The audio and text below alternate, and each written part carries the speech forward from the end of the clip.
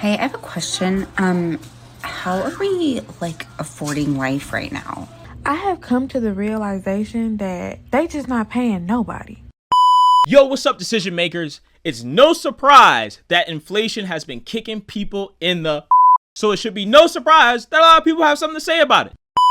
The government literally announces that aliens exist and nobody is phased. That is literally because nobody is getting paid enough to care. Come here. At this point, we're tired of living through historical events like every other week, right? Rent too high, groceries too expensive, gas way too pricey, right? It is like the fourth day in a row where it's been 110 degrees. The alien thing is like on the back of the list. What's up, guys? It's Bad Decisions, where we watch people make bad decisions. It's your boy Sher. It's your man Jay. Listen, I can definitely sympathize with a lot of these people are going through. When I graduated, a couple months after I graduated college, we were actually hit with the pandemic. So I saw cars that would normally go for like $15K automatically become like $30K. Even for apartments. I used to go around looking for apartments, and apartments that were barely $1,000 all of a sudden became half of my paycheck. It actually got to the point where I had to work 2 jobs just to gain some sort of independence. Speaking of inflation, if you didn't really understand that it was real, part of the video, one guy went to Costco. He saved the receipt that he had from 2015. He purchased the exact same items that he bought in 2015 in 2023. And he compared the two total prices of those items. And the total price of the items he bought in 2023 were 23% higher than that of the items in 2015. Here's the short version. We went to the same Costco in the same town in Southern Oregon and bought all the same stuff as I did 8 years ago. Back in 2015, this cart of food cost $139.76. That's a lot of food. That's a full shopping cart of food. It's all mostly healthy, because that's how I used to eat 8 years ago. And in 2023, at roughly the same time of year, summertime, this cart of food costs $171.26. Jason, my buddy, Jason, he just did the math on that, and that's... Yep, tried to do it here. Tell us, what was it? It was about 23%. 23% food increase. Yeah. Is that a lot? Is that significant? I think it's pretty significant. I didn't get a 23% increase in pay. I don't need to raise my prices. In the last 8 years? Yeah. No.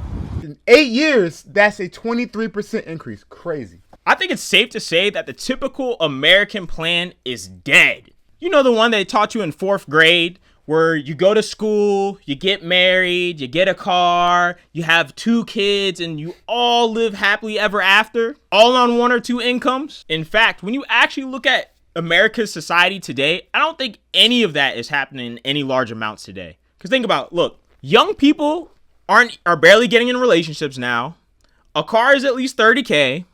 An apartment is like $2K now, and the amount of people actually having kids has overall decreased. You know, something that I don't often think about is the fact that as a millennial, we have gone through a lot of crazy historical events, all back to back to back to back. To some extent, Gen Z as well. So I graduated a little bit after not a little bit. I graduated high school a little bit after the 2008 housing crash.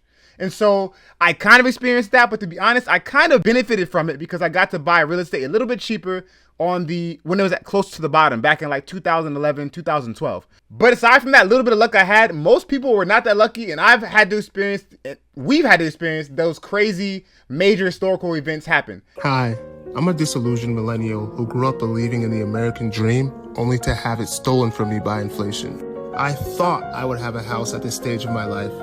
Instead, I'm watching memes about how the government discovered aliens. To be honest with you, I don't even care. Why? Because this stupid news isn't gonna help me buy a house. I digress.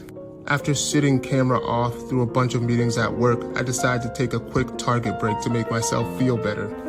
I went to Target to make myself feel better, but it only made me feel worse. Why? Because I ended up spending $70 on toothpaste, mouthwash, eggs, and leave-in conditioner. Just another reminder of why I can't buy a house. I decide to end the day binge watching Succession to disassociate from my miserable life. And forget the fact that I still owe Biden my student loans. From the '08 housing crash to the global pandemic, to which led to the Fed printing massive amounts of money, which led to 1980s level inflation that we're all experiencing, as we just talked about, to then the Fed dropping interest rates down to zero to encourage people to spend to stimulate the economy to get it back to where it needs to be, which then led people to run out and buy homes that were already overpriced.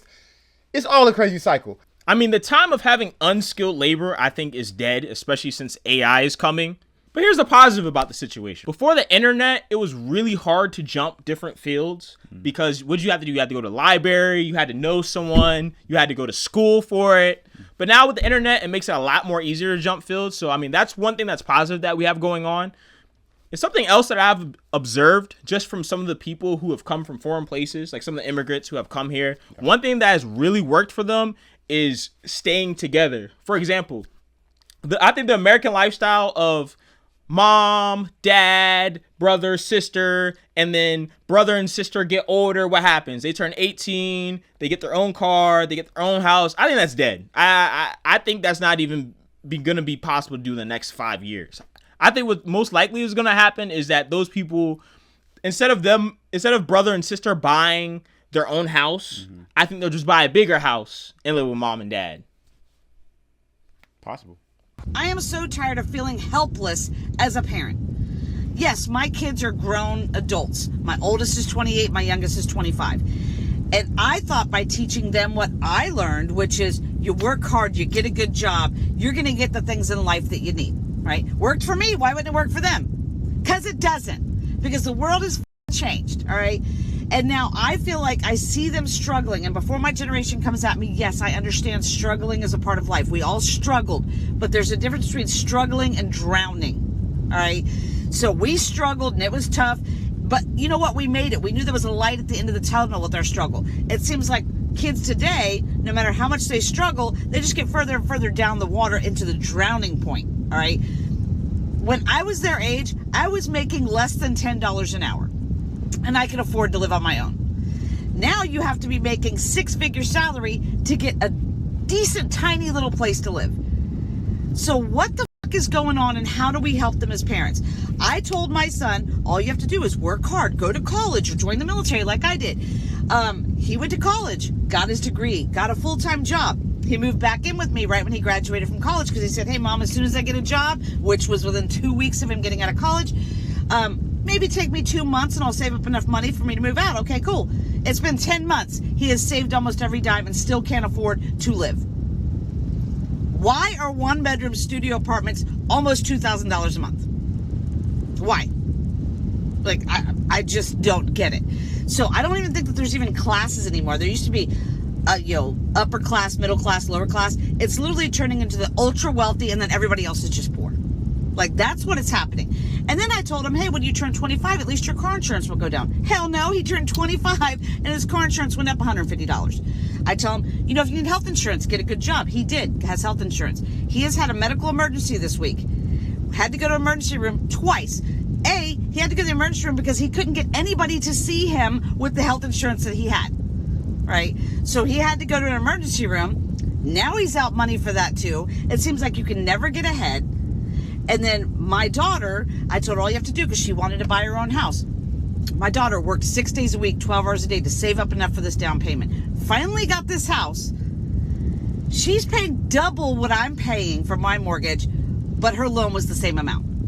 And then her mortgage company, after she's already moved in, said, oh, by the way, we forgot to tell you that you need this type of coverage, which we forgot in the beginning. That's an extra $200 you've been paying a month. And so to add to your point about how you think families are going to start changing back to a more communal way of living. So we have some problems, that's for sure. So what are the solutions? I'm thinking possibly there might be 3 that come to mind. One thing that I did not touch on yet is the fact that student loan debt is crippling tons of Americans. A college degree is not inherently bad. It's that people look at college degrees and college in general the wrong way. So I think that one thing people should stop doing, stop treating college like a nightclub. Sure, the college experience is amazing. I love the college experience. I had fun, but I knew why I was there. And before I went to a 4-year university, I first went to community college. And then when I went to a 4-year university, I worked the entire time I was there. Party by night, work by day, study whenever I could. Nonetheless, I got it done. Many people go to college for fun and they forget they're going there for a degree that's supposed to have an ROI. And just in case you don't know what ROI stands for, it stands for return on investment. So therefore, some degrees have a higher starting salary for most positions after you graduate compared to others. I won't name any degrees specifically, but you probably have an idea of what I'm saying. No underwater basket weaving. No underwater basket weaving. Another thing I want to add on to this college point is that if you don't have to take out debt, don't do it. I know a lot of people, and I was also one of these people as well, who the refund check was like free money. Oh, what are you doing with your refund check? It was like a cool thing people would ask. Oh, I'm about to go buy some clothes. Or I'm about to go, take a trip. I'm about to go to a concert. The refund check, send it back to the loan person. Whoever sent you that loan, because everybody now has a problem with Sally Mae, send that extra refund check back to Sally Mae. Don't sue us. Please don't sue us. Sally Mae, I'm cool with you, all right? Now, to speak to your point, Sherm, I think that there will be a big shift back to communal living in one way or the other. So one way to do it is, as you mentioned, the mother, father, and children stay together and they have a extended family unit. As the kids get older and have their families, they either buy a bigger house or they expand and add on to their house. I personally have some friends who are they're foreign, but they were raised here and they live, it's two brothers and their parents, and they live together in one home and they have their kids and their wives and they live in a communal situation. And that's not for everybody, I get it. But if that's something you can do, I do see that as being an option. Another thing that can happen, I think, is roommates. Split the cost, share the expenses. There's a price to be paid to win at something. You got to live like no one else, and then you get to look like, live like, and give like no one else. But there's a price to be paid to win. Last, but definitely not least, decision makers. Something my father told me one time, which I already am naturally inclined to be this way, but my father told me one time, he's like, listen, son, always live below your means. And people, I think, may have the wrong idea of what that really means. No pun intended. You can live below your means as a millionaire, and you can live below your means as a person making minimum wage. The idea is to spend less than you take in. That's the key. People say, I need to make more money. I need to make more money. Yes, you do need to make more money, but that's one piece of it. The other piece of it is you need to spend less money. And guess what? You don't have to always spend less money. I think that as young people, I'm speaking to my fellow millennials out there and some Gen Zs, but I know there's probably Gen Xs that see this or whatever, older generations. Fine. Suffer in the beginning. Like Dave Ramsey said, live now like no one else so that later you can live like no one else. Meaning, early on, sacrifice. Don't go out and finance your life in the beginning when you're just starting off your career and have your lowest earning potential just to dig yourself a hole that you constantly have to drag yourself out of. It makes no sense. Live below your means. Stop financing that fancy trip to Cancun or to Tulum on your credit card and you don't have enough cash in the bank to pay it off that same month. Stop paying for the car you can't yet afford, the Beamer W you want to drive around look fancy and that you can't afford. Like Jay-Z said, if you can't buy it 3 times, you can't afford it, so stop it. Stop buying a house that's too big. You buying a house with a pool and 5 bedrooms and it's just you and your dog. Stop. Don't get the fancy the fancy apartment you don't need. Buy a nice apartment, but get one you can afford. And please, for the love of everything holy, stop buying stuff to impress people that don't even like you, that secretly envy you. All this stupid designer. So basically, stay off of social media is what he's trying to tell you. Remember back in the day, you saw MTV Cribs? Yeah. You're like, oh, this is so nice. And then guess what you find out? Yeah. They're not even their cribs. It's the same thing with social media. You think everybody else is on trips every other day. They're in love. They're constantly going out to eat, apparently by themselves because there's nobody next to them. Oh. It's not real, guys. Stop living your life with social media. But I do like one point that you brought up, because the way that I think about your life as a young person is that it's kind of like a stock, right? You invest early on, right? Yeah. When it's a little bit harder, put some money down, but guess what? It pays back later on. Exactly. But here's the thing though. If you invest too late, guess what? Your payback is what? A lot less than would normally be. That's a bar. That's a good point. Don't spend your refund check, guys. Bro, that was a thing. You remember that? Yep. There are people that wear designer and I'm like, how you pay for that belt? Shit. Yeah, but now, decision makers, I'm off my soapbox. I'm done. I'm not perfect, but that's all I had to say. Sure. I think in a situation like this, I think the best decisions to make in a situation like this is just to be financially responsible. Yeah. I know that's speaking very generally, but overall, guys, don't buy stuff that you don't need. Stop trying to impress people like we mentioned before. It's okay to get a used car. You don't need a new car. And when you buy a used car, it doesn't have to be a BMW or a Benz. It can be a Toyota or a Honda, guys. Or maybe even a Hyundai if you can afford it. I mean, Honda's cheaper. But you guys get what I'm talking about. You get the idea. So what do you think is the best decision to make in this? Or what do you think might be the worst decision to make in this situation? I think the best decision in this situation is to take some advice from my man, Jaspreet Singh. Whatever everyone else is doing, do the opposite of it. Don't do what the majority does. Do what the minority does, and you'll be just fine. So the minority mindset has nothing to do with the way you look, your ethnicity, or your skin color. It's the mindset of thinking differently than the majority of people. All right, guys. So that's been bad decisions. We want you guys to make great decisions. So if you like this video, leave a comment and leave a like. If you think some of the people on this video were absolutely, leave a comment and leave a like. All right, guys. Decision makers, we're out. This is how cold it is in my flat right now. Can you see?